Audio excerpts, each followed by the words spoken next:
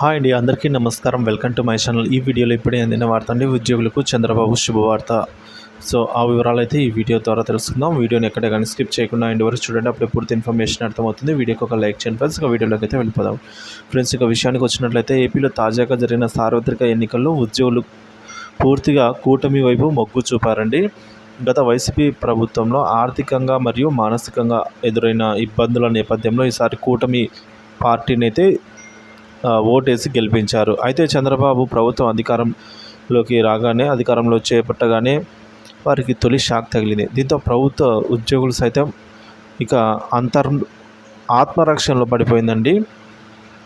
ఇక వెంటనే తేరుకొని మరో ఆదేశం ద్వారా అయితే సీఎం చంద్రబాబు వారికి అయితే ఊరటనిచ్చారు. సో ఇది మనందరికీ తెలిసిందే అండి. గతంలో వైసీపీ అధికారంలోకి రాకముందు వైఎస్ జగన్మోహన్ రెడ్డి గారు ఉద్యోగులకు కీలక హామీలు ఇచ్చారు. ఇందులో జీపీఎస్ విధానం రద్దు కూడా ఒకటి. తమకు అధికారం ఇస్తే వారం రోజుల్లో సిపిఎస్ రద్దు చేస్తామన్నారు. కానీ 4 ఏళ్లు గడిచినా సిపిఎస్ రద్దు కాకపోవడంపై ఉద్యోగులు గొంతెత్తారు. దీంతో ఉద్యోగ నేతల్ని తమ వైపు తిప్పుకొని వైసీపీ ప్రభుత్వం సిపిఎస్ని పూర్తిగా రద్దు చేయకుండా దాని స్థానంలో జీపీఎస్ గ్యారంటీ పెన్షన్ స్కీమ్ పేరుతో అయితే మరో పథకం తెచ్చింది. దీనికి ఉద్యోగులు అంగీకరించలేదు. అయినా ఎన్నికలకు ముందు దీన్ని అమలు కోసం ఆర్థిక శాఖ కార్యదర్శి ఎస్ఎస్ రావత్ చివరి సంతకం చేసి వెళ్ళిపోయారు. దీంతో కూటమి ప్రభుత్వంతో సంబంధం లేకుండా గవర్నర్ గెజిట్ నోటిఫికేషన్ అయితే వచ్చింది. ఇక దీంతో కూటమి సర్కారులో ఉద్యోగులకు తొలి దెబ్బ తగిలినట్లయింది. ఎన్నో ఆశలతో ప్రభుత్వాన్ని ఎన్నుకుంటే ఇలా జీపీఎస్ గెజిట్ ఇచ్చి మోసం చేశారని వారు భావించారు.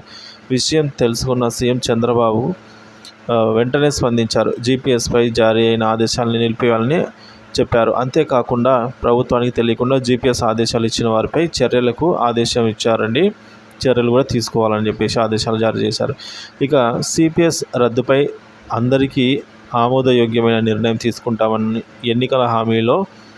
ఎన్నికల్లో ఇచ్చిన హామీని నిలబెట్టుకుంటూ దీనిపై త్వరలో చర్చ అయితే తుది ప్రకటన చేసేందుకు సిద్ధమవుతూ ఉన్నారు. సో ఈ విధంగా మొత్తానికి త్వరగానే తేరుకొని ఉద్యోగులకు సంబంధించి ఏదైతే వారికి జీపీఎస్ గెజిట్ నోటిఫికేషన్ వచ్చిందో చంద్రబాబు గారు వెంటనే దాన్ని రద్దు చేసి ఉద్యోగులకు ఈ విధంగా మానసిక ధైర్యాన్ని అయితే నెలకొల్పినట్టు తెలుస్తుంది ఫ్రెండ్స్.